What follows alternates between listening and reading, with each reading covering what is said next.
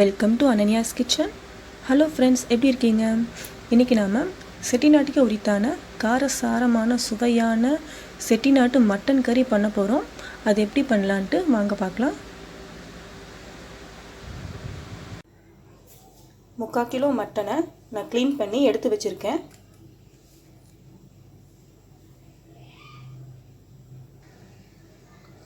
ஒரு mixie jar எடுத்திருக்கேன். அந்த மிக்ஸி ஜாரில் சின்ன வெங்காயம் 15லேருந்து ஒரு 20 சின்ன வெங்காயம் போட போகிறேன். சின்ன வெங்காயம், அடுத்து பூண்டு 8லேருந்து 10 பல் பூண்டு,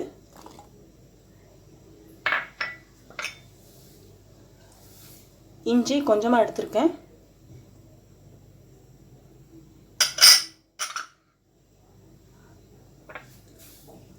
பட்டை 2 பட்டை, கிராம்பு 4லேருந்து 5 கிராம்பு எடுத்திருக்கேன். கிராம்பு,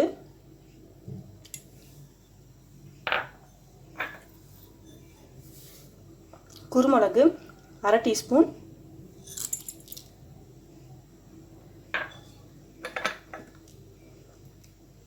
சீரகம் 1/2 டீஸ்பூன், சோம்பு அல்லது பெருஞ்சீரகம் 1/2 டீஸ்பூன்,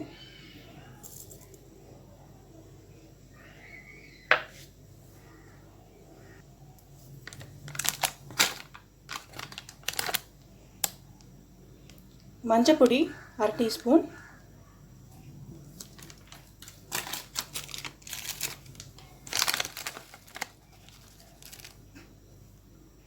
மல்லிப்பொடி 2 டீஸ்பூன்,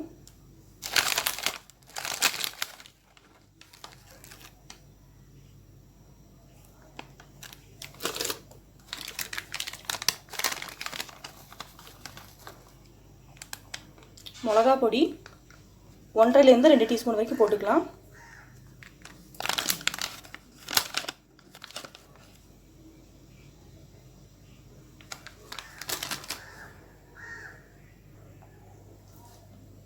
தேவையான அளவு உப்பு போட்டுக்கோங்க. தேவையான அளவு உப்பு போட்டதுக்கப்புறம் இதை நான் நல்லா பேஸ்ட் மாதிரி அரைக்க போகிறேன். கொரன்னு வேணால் நல்லா பேஸ்ட்டாக அரைச்சிக்கலாம்.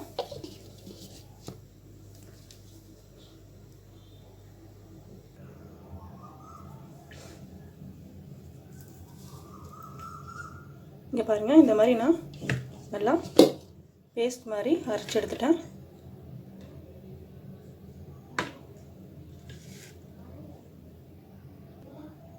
ஒரு அகலமான பாத்திரத்தை எடுத்துக்கோங்க.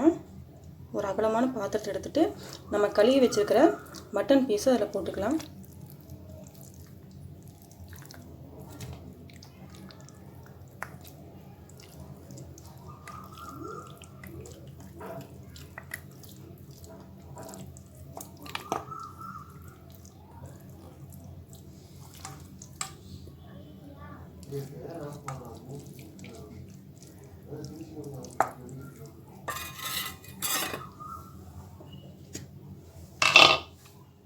இதில் நான் இப்போது அரைச்சி வச்சுருக்கிற மசாலாவை போட்டு நல்லா மிக்ஸ் பண்ண போகிறேன்.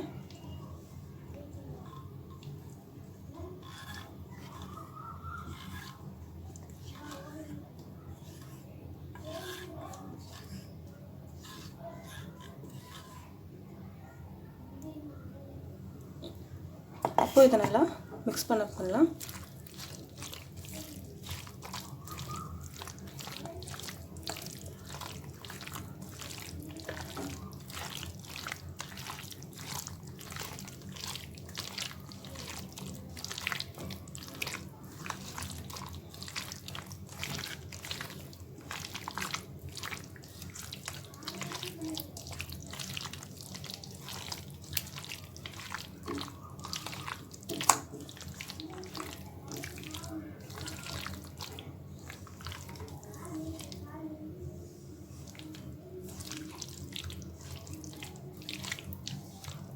எல்லா சைடும் நல்லா ஸ்ப்ரெட் ஆகிற மாதிரி நல்லா மிக்ஸ் பண்ணிக்கலாம்.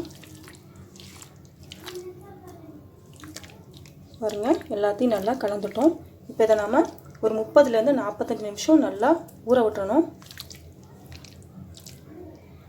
அப்போ தான் அந்த மசாலாலாம் அந்த மட்டனை நல்லா பிடிக்கும்.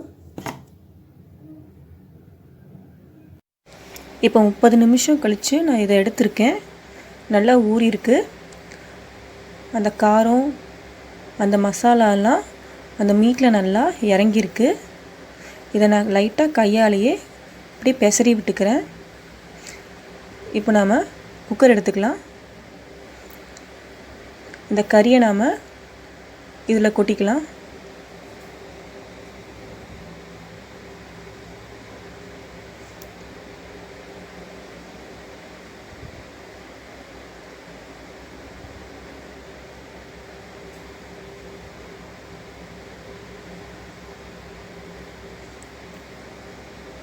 இந்த கறியெல்லாம் இதில் கொட்டியாச்சு. அந்த பாத்திரத்தில் இந்த மிச்சம் எசன்ஸ் இந்த எக்ஸஸாக இருக்கும்ல இந்த மசாலா அதெல்லாத்தையுமே நம்ம தண்ணி போட்டு அதை தனியாக கொஞ்சம் எடுத்து வச்சிடலாம். இப்போ அந்த தண்ணியையும் இதில் ஊற்றிக்கலாம்.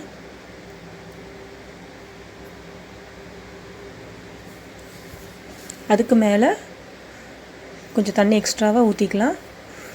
அந்த கறி வேகிற அளவுக்கு நம்ம தண்ணி ஊற்றிக்கலாம்.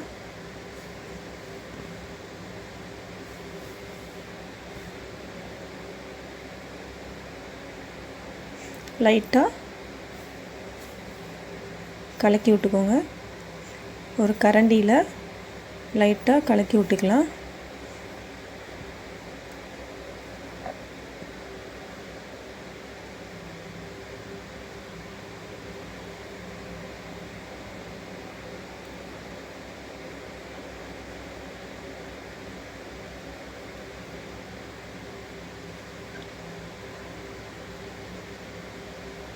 இப்போ இது ரெடி ஆகிடுச்சு. இப்போ நம்ம குக்கர் மூடி எடுத்து இதை மூடி வச்சுட்டு 4லேருந்து 5 விசில் வர வரைக்கும் வெயிட் பண்ணலாம். இப்போ ஸ்டவ் ஆன் பண்ணிவிட்டு குக்கரை வச்சுக்கலாம். ஒரு 4லேருந்து 5 விசில் வரட்டும். நல்லா வெந்துடட்டும்.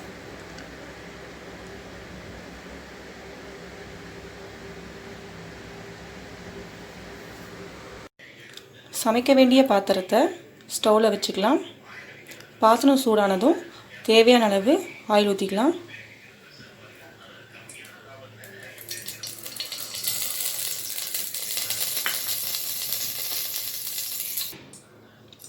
எண்ணெய் காஞ்சிருச்சு.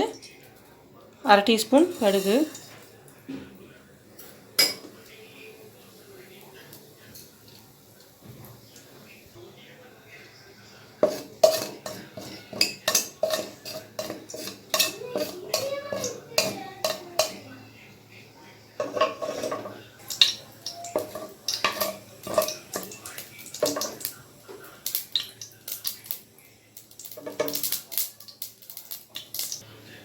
கடுகு வெடிக்கிறது அடங்கினதும் கருவேப்பிலை ஒரு கொத்து.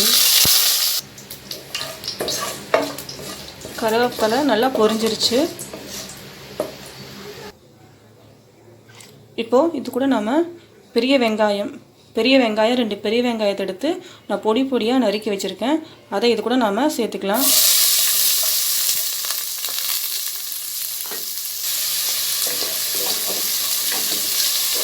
இதை நாம் நல்லா பொன்னிறமாக வதக்கி எடுத்துக்கலாம். நல்லா அந்த கோல்டன் ப்ரௌனிஷாக ஆகிற வரைக்கும் நல்லா வதக்கி எடுத்துக்கலாம்.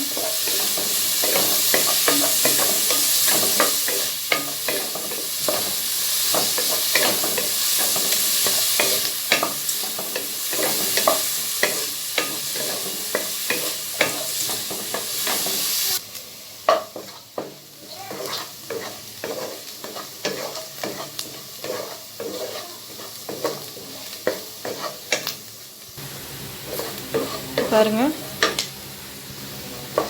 இப்போ பாருங்கள், இது வந்து நல்லா கோல்டன் ப்ரௌன் ஆகிற ஸ்டேஜில் இருக்குது.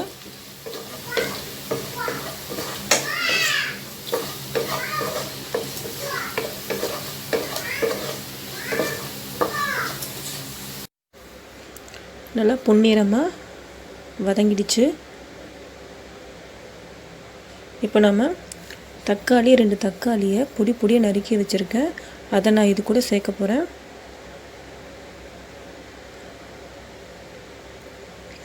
அது நல்லா தூளெல்லாம் சுருண்டு வர அளவுக்கு நம்ம நல்லா வதக்கிக்கலாம்.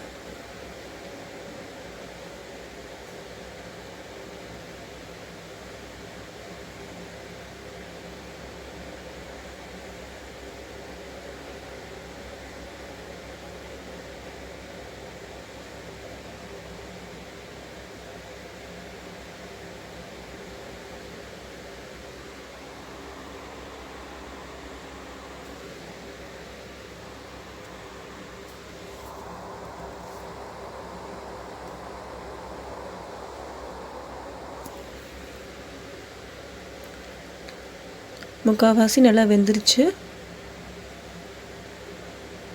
நல்லா கைவிடாமல் வதக்குனா சீக்கிரம் வதக்கிடலாம். கைவிட்டால் கருகிரும்.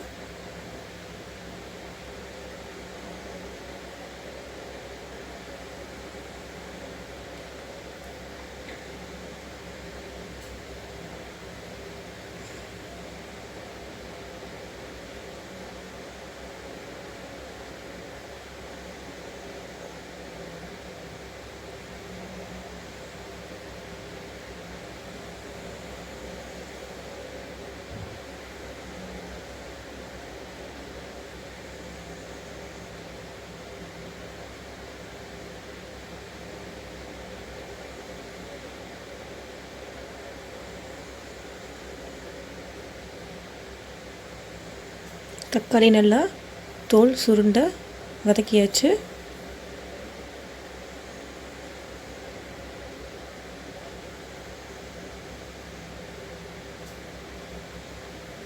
பாருங்கள், நல்லா தோல் சுருண்ட அளவுக்கு வதக்கிட்டோம்.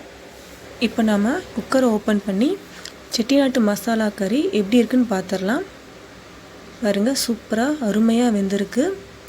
அந்த கொழுப்பெல்லாம் தனியாக பிரிஞ்சு வந்திருக்கு. சூப்பராக இருக்குது, பார்க்கவே நல்லாயிருக்கு. இப்போது இந்த கலவையை நாம் என்ன பண்ணுறோம் அப்படின்னா, நாம் வெங்காயம் தக்காளி வதக்கி வச்சுருக்கோம் இல்லையா, அதில் போட போகிறோம்.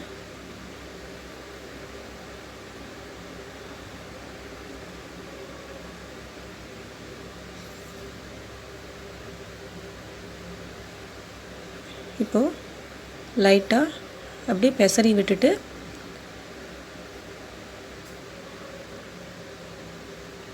ஸ்டவ்வை ஆன் பண்ணிக்கோங்க. கொஞ்ச நேரம் அப்படியே வேகட்டும். நல்லா வெந்து அந்த ஆயிலெல்லாம் பிரிஞ்சு வரணும். அந்த அளவுக்கு நல்லா வேக வச்சுக்கோங்க. ஒரு பிளேட் எடுத்து மூடிக்கலாம்.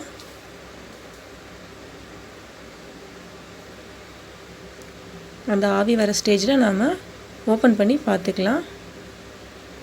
பாருங்கள், நல்லா வெந்திருக்கு.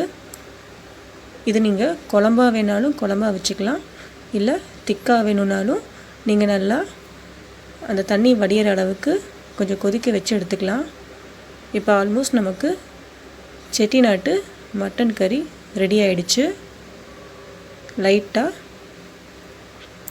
கரண்டியில் கலக்கி விட்டுக்கோங்க.